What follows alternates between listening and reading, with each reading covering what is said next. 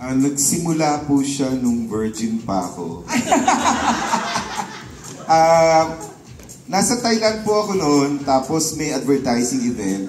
So, kasama siya yung mga Asian bigwigs ng advertising. That's right. So, yung kasama ko na office mate ko, hindi namin alam bakit pag nag-brunch kami sa isang hotel cafe, dinudumog kami ng mga Hapon. So, hindi naman kami pinapansin ng mga Singaporeans, ng mga whatever, Thailand, Indians. Tapos, so hindi namin alam. So, nagtatago na kami dahil kahit saan kami magpunta kasama nung kasama ko, may mga kumukuyog ng mga Hapon. As in, sumusunod sa inyo? Tapos, nagpapapicture sa kanya. Sa kasama mo? Tapos naiirita na siya kasi ito na naman yung mga Japanese contingent. So, the next year, syempre, bumalik kami sa annual event. Nanalo naman kami. Okay. Bilang ahensya. Finally, pinakita nila yung parang Japanese newspaper sa amin. Nakamukha siya na isang porn actor. Oh! Tapos ang naka-headline, hindi ko maintindihan kasi hindi ako marunong magbasa ng Nihongo or something. Nakalagay, he is not Big Bird. He's not something. Okay. Yung Big Bird na coin ko na lang as a name later on. Tapos dahil na-realize ko, dude, na wacky comedy siya, nagpatulong na kami kay Joe Malabayin. Segoy, Yes po, yun nga po, yung Big Bird was originally a concept from Lilith Reyes. And then yung dinevelop namin siya with our creatives from Anima and Black Sheep.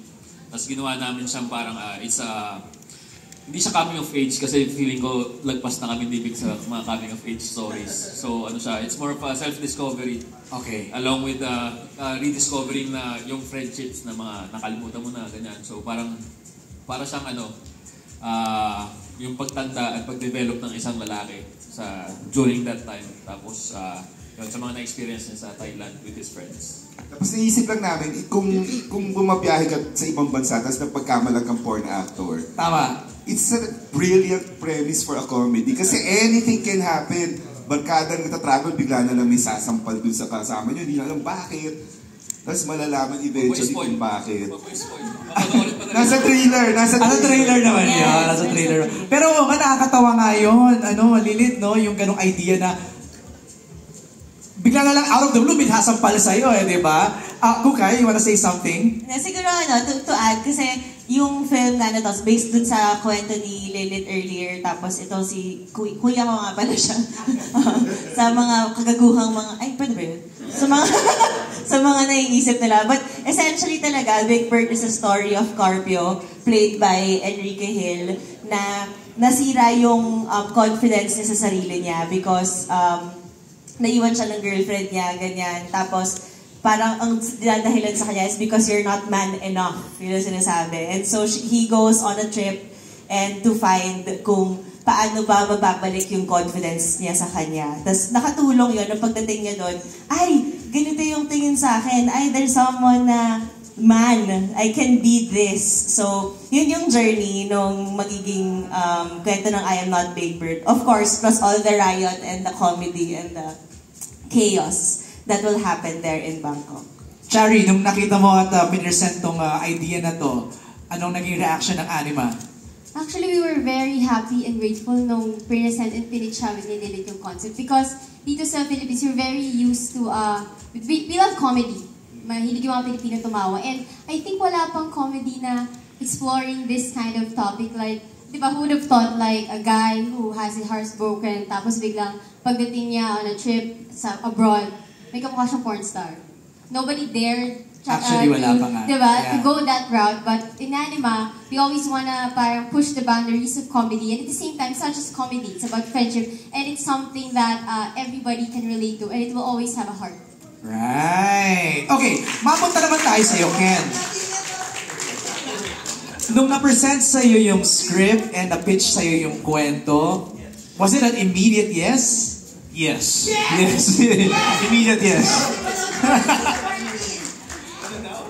Ano-ano daw niya sa 14. Oh, thank you. So, walang hesitation as in naging interesado ka kaagad?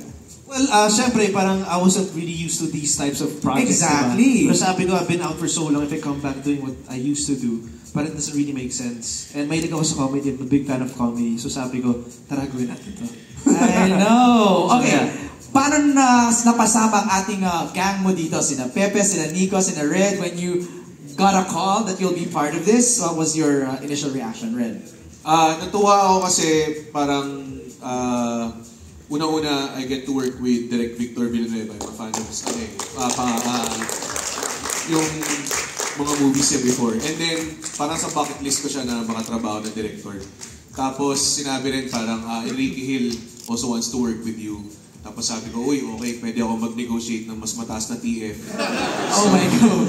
Ayun, tinanggap ko na kagad. Nico, ikaw naman. Ayun, syempre, minessage ako ng manager ko na may inquiry nga daw. So nakita ko pala yung title na I Am Not Big Bird. Natuwa na agad ako sa title eh. Bakit? Ayun, syempre, parang feeling ko agad na comedy dito. Kasi ang pangit naman kung drama, tas yun yung title. Sure ka, comedy ka agad yung Ayun, yun yung pumasok sa unang isip pumasok. mo? Parang bagay, Dax ako eh, Dax. Sexy comedy yun. Sexy comedy. O, tas nung sinabi na si Enrique, syempre, nagulat ako na comeback niya talaga. Right. Tanggap din agad, yes. Pepe, ikaw. Pepe, are you still there?